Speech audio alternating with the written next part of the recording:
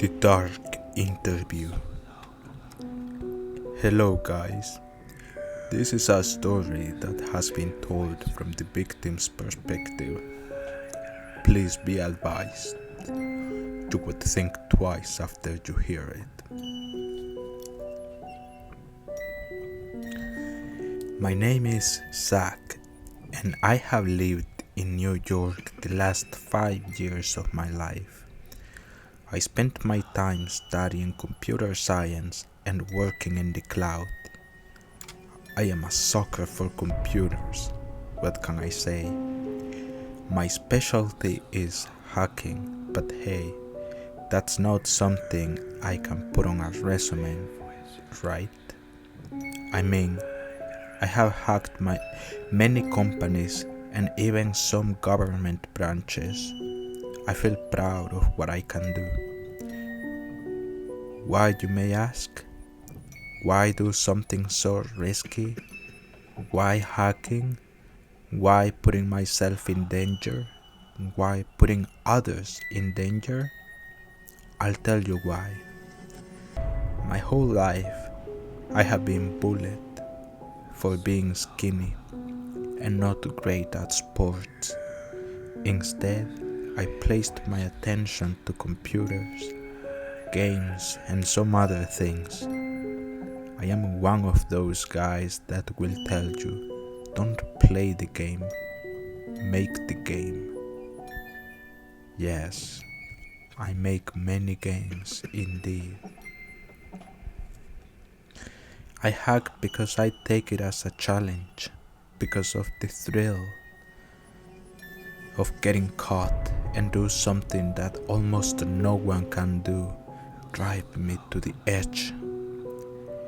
You see, growing up, I was bullied, physically abused by buffed kids. One day, I received a computer from my parents thanks to my impeccable grades, so I sought revenge from those who abused of me. I hacked into their computers and posted their most inner secrets to the world to see. That wasn't enough though. Everyone who treated me bad at school felt my wrath. I hacked into these school grades and changed their grades to F, so that way, if I encountered a bully in my year, I'd make sure he or she wouldn't bother me next year. Some would say that I went too far, but I disagree. You see, just as I know I won't change, I also know those people who treated me badly won't change. After I left high school, I started college with no worrying about money. I steal from millions of bank accounts at the same time. Their owners do a purchase, I take pennies on the dollar, so they never notice I touched them. The servers are completely untraceable thanks to the AI I built myself. Even though money wasn't an issue, I need college, you see. Shortly after I entered college, I fell in love with a beautiful girl in law school. Right before we finished college, we made plans to live together, and this would mean that I need to cover my tracks. Social media, hours on Facebook, Instagram, YouTube, you name it, was never an addiction of mine. My addiction is knowledge, so I can use it later on people who deserve my punishment. Even though I don't care about scandals, I do care about things I like. Let me put it this way, if a person touches my stuff or bothers me in any way, shape or form, I have for sure that they'll get what they deserve. They'll never see it coming. Like the mayor of my city, stealing money from the budget to repave the roads. The same roads I frequent to buy groceries. Well, let me tell you, someone made a huge donation to fix those roads. I took double of what he stole. Completely untraceable. And then I sent to the local news footage of the mayor having an interesting conversation with people that were helping him steal the city money.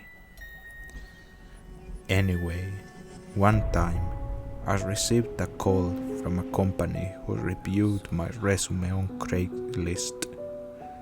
I know, Craigslist, of all places. Trust me.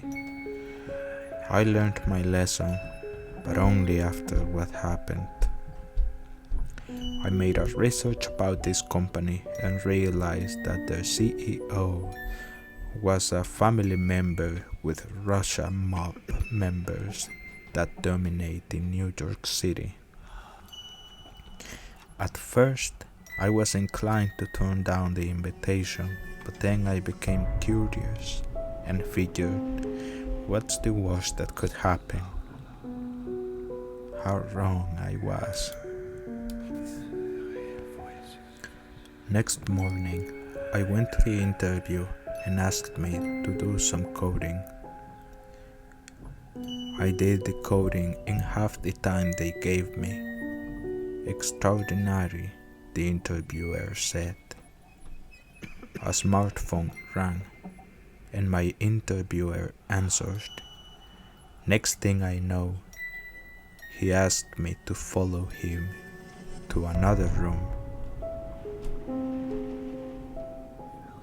I stepped into that room and I saw a man on his late 30s, Russian. I realized I was face to face with the CEO of the company. "Suck, is it?" he said with a slight hint of Russian accent. "I made a research about you. Hacking the government, putting behind bars corrupted politicians, half of your high school classmates repeating the same year 3 times. I bet that was no coincidence. You living on a $5,000 rent apartment even though you've never had a job nor business in your life. And yet, no one knows? Not even your girlfriend? A lawyer? I'm impressed. You have skills, but you see, you are not the only person with skills." I gasped. My heart was pumping faster. Shit, I'm in trouble. I need to get out of here. I was about to say something when the CEO spoke again. "Don't worry, Zach. I don't care about what you do. But you see, I'm sure you are aware by now that I have ties with the Russian mob. I try my best not to stand out. But you see, we have competitors, some other mobs in the city that own powerful companies. Those mobs do a lousy job at staying low. They steal to the hard-work citizens with their high prices, while we, on the other hand, only aim for people who can afford it." I became interested, I admit. "Please tell me more," I said. "Oh, you see, I know you would see my way. Now, I have a test for you." He snapped his fingers, and a bodyguard and a beautiful woman in her 20s entered. Zack, I never said you would enter my family without proving yourself. My top hackers can infiltrate my competitor's database in an hour. I bet you can do it in 1 minute. 1 minute? I said. I need more time. Sorry, 1 minute. Otherwise, I have no need of you. You hurt too much as it is, and you'll be deleted permanently. While he told me that, the woman sat next to me and unzipped my pants. What is she doing? I said, and I was about to shove her away when the bodyguard pointed her gun at me. What are you doing? I said. The girl grabbed my member and began working me. Zack, I want to see how well you work under pressure. That's all. 1 minute, he reminded me, while placing a laptop in front of me. The girl was bringing me to the edge, and I kept typing as fast as I could. Access denied, said the AI computer. 40 seconds, the CEO said. I tried again, typing even faster. Access denied. I spasmed, produced from the girls, sucking the soul out of me. The CEO grinned at me and said, "She's good, isn't she?" 30 seconds, Zack. I clapped my hands, trying to keep a straight head. I kept typing different ways to hack into the competitor's system. Access denied. Another spasm. I was about to release, but having a gun in front of me made me focus. 10 seconds, Zack.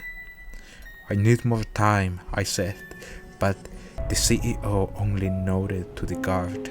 I kept typing faster and faster. 3, 2, 1. Time's up, the CEO said. The bodyguard pulled the trigger and I heard a click, but nothing happened. In that moment of relief, I released, and the woman next to me promptly drank my release. While at the same time, the CEO and the bodyguard laughed like maniacs. After I recuperated from the previous minute that felt like an hour, I pressed enter. The computer's AI said, "Access granted." The CEO, surprised, told me, "The job is yours." I stood up and I said, full of anger, "I want 3 times the original amount." Hey, I wasn't gonna pass out the opportunity to work at a company that suits my own benefits. The CEO smiled and said, "Don't